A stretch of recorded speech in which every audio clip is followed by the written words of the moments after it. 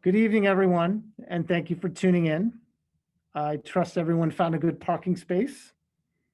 You can insert laugh track there because I can't hear anything.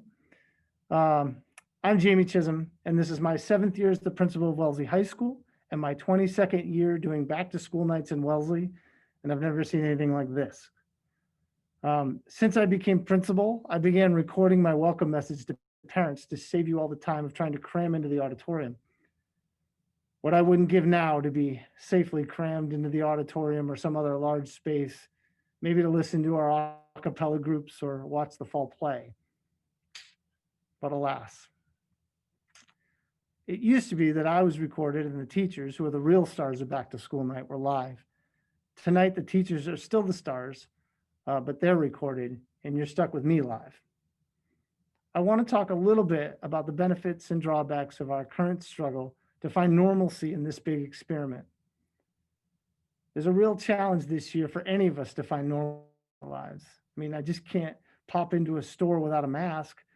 I can't tough out a cold and come to work. And I can't just pop over and visit my 85-year-old mother in her one-bedroom apartment. Things at school are a lot different too, of course. We have to wear masks whenever we're in the building. We have kids spread 6 feet apart in their desks, and we eat outside as often as the weather will allow us. Teaching itself is also different because we have to manage students in front of us in person and students at home at the same time. Teachers are juggling internet connectivity issues, yours and ours occasionally, machine issues, yours and ours, and the simple fact that it's much harder to engage teenagers on a screen or even the ones in person when the teacher has no choice but to divide their attention between the two formats. Teaching Chinese, calculus, Shakespeare, colonialism, and the viola are hard enough. I see it in my own home with my 15, 13, and 9-year-olds who have struggled to find normal despite being happy to go back to school in person. I'm sure your kids are balancing similar challenges. And we want to give them normalcy. Students need to learn the skills and content we teach here at Wellesley High School, and they need the routine of school. They also need us to be authentic. You simply can't pretend with high schoolers that we aren't in the midst of an international pandemic and that everything is the same. If I've learned anything in my 28 years working with high school kids, it's that you cannot pretend with them. We also can't just lecture them on the importance of wearing masks in and outside of school and staying physically distanced from each other, especially if we feel sick. All these changes are tough on them. And despite all this, our teachers have been bringing their passion for their subjects, their creativity of planning, and their love of high schoolers to the classes this fall. I trust you've noticed how hard they all worked this summer to better learn how to integrate their courses onto Canvas, our learning management system. Necessity is definitely the mother of invention, and I've seen some great things happening as our teachers build on to what is already a flying airplane. This past month has been magic to have actual students back in the building. I can't tell you how great it's been to see them in person. School buildings need kids in them. Kids and teachers belong together, and I'm proud we've been able to accomplish this safely. I'm excited for you to meet our teachers virtually, though I do want to remind you that you can always email or set up a phone call if you'd like to ask questions or just say hello to any of them. They'd love to hear from you. All of our support staff is still available to you too. We just need to rely on computers and telephones to do our communicating. So in a minute, I'm going to go ahead and share my screen with all of you so I can take you through the steps to finding your child's teacher presentations. We did ask the kids to give you either a copy of their schedule or at least a list of teacher names and the courses they're taking. If they haven't done that, and if you aren't someone who already knows how to log into PowerSchool and get them to help you, then if you can't log into PowerSchool and get them, then you can get the kids to help you with the information before you start. At least tonight you're home. It's much more challenging when they don't have a schedule and you show up here at school. So let me go ahead and share my screen. Let's see if I can pull this off.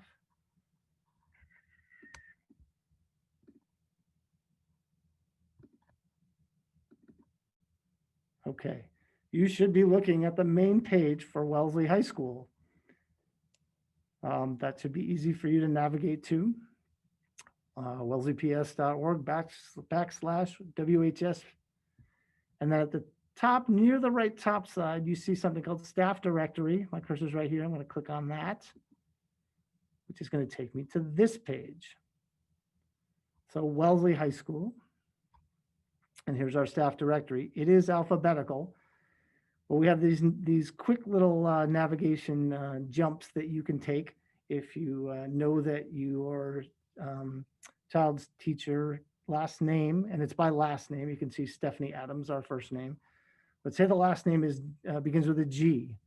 You hop to G, and then you can go to, say, your child's AP psychology teacher, Mr. Jacoby. And if I click on Mr. Jacoby's link, it brings you to a video that he's created for his AP psychology classes. And additionally, this is likely of interest to a lot of you, his syllabus. So you can check out his syllabus, which includes, of course, the location of his room, his email address, and when he is available by appointment for kids, so his office hours, right? So this is a good place to get information on when your kids can access their teachers. It should be noted on the Canvas site. And then it will take you through different pieces of the class, right? Turning the grades, that's important. Pace and absence, things like that, right? So this is Mr. Jacoby's site. And then once you're finished looking at that, you return, hopefully, yes, to the directory page, and you rather rinse, repeat, find the next teacher, and then go to their page and repeat the activity. So that it's really, I hope that's very simple. I hope that's a really easy way for you to navigate around the site and find them all. And they're not going to disappear tonight. They'll be up for several weeks. So you ought to be able to find those links later if you need them. And you ought to be able to see them if you can't be here tonight or your friends can't be here tonight. You can let them know that they can follow these links at their leisure. Or if you have to go to town meeting in the next 15 minutes, then you can certainly go to town meeting and not worry that you're not going to be able to follow these links, because they will be there for you. So I am going to stop sharing my screen. That's really all that there is to that. And so I just want to address a couple other topics really before I let you all go. First, you should have received an email from Dr. Lucier this evening actually, about our surveillance testing program that begins for high school students this week, actually tomorrow and Friday. That email has explanations and instructions for the program. It also contains a well-deserved thank you to the Wellesley Education Foundation, who's funding our testing, and to all of you who generously donated to the program. On behalf of all the staff and students here at Wellesley High School, thank you for your commitment to keeping us safe. I mean that from the bottom of my heart. This testing, along with all of our other safety protocols for both inside and outside the school, are what will keep Wellesley High School open all year long, and that's what we want. Thank you again. So tomorrow and Friday, students will pick up their kits in the cafeteria, and Monday and Tuesday, kids will return their kits to a large marked receptacle in front of the main office or in front of the house offices on the second or third floors. There'll be signs everywhere, and people will tell kids if they forget that information. It's also in the letter that Dr. Lucier sent out. So we encourage as many students as possible to participate, since the larger the sample size, the better for us and the safer that we'll be. So that's really important. And I feel really lucky to be a part of the only town in Massachusetts thus far. I hope others follow, but the only town thus far that has made this commitment to their public schools. So I can't tell you how lucky I feel about that. The second moment I want to mark here is the reality of our current political climate. And there are a lot of strong emotions surrounding the election across the country. And obviously our town is no different. I was taught early in my career that in difficult times, what is good about our community is preserved when we hold fast to our core values. We've always been a place that strives to make sure all our students know this is a safe place for them, physically and emotionally. This doesn't mean we don't feel discomfort. There might be discomfort in our discussions, but we must continually strive for safety for each individual student and staff member. Recently, we got some data back from a town success survey we took last January, and it told us that 80% of the over 1,200 respondents told us that they had at least one adult in our building that they felt they could go to safely if they had a problem. Now, I'd like that number to be 100%, and we're still working on that. But I want you to know the researchers from Stanford who have given this survey to thousands of kids over the past 18 years, really, literally thousands of schools, told us that this was something that we should be really proud of. They told us these were independent school numbers, much smaller school numbers, and that they rarely see it in schools of our size. So we're pretty proud of that. I hope our numbers are still that good in this current environment. I understand that it's a little different and harder to connect in this environment, but I really hope it's still that good. But I know that focusing on having a safe place here for all our students is essential to our success. Even in difficult political times, and even in the midst of an international pandemic, the Wellesley High School community remains committed to our core values. My plea to all of us is that we treat each other with civility.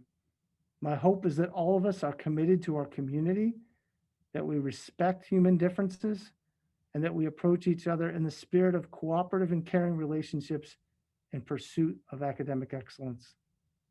I don't expect perfection, but I know these values are what will sustain us throughout the years. And I know that if we do make mistakes, we'll strive to make it better. I want to thank you again for coming. I really appreciate it. You taking the time. I'm sad that I wasn't able to say goodbye to some of our families who this is their last back to school night. And I know you've put in so many years. It's always a moment when I realize some of our longstanding families are leaving us. So I'm sorry we missed that moment, but hopefully we'll see you all soon. I hope you enjoy the videos. Have a great night and stay safe, everybody. Thank you.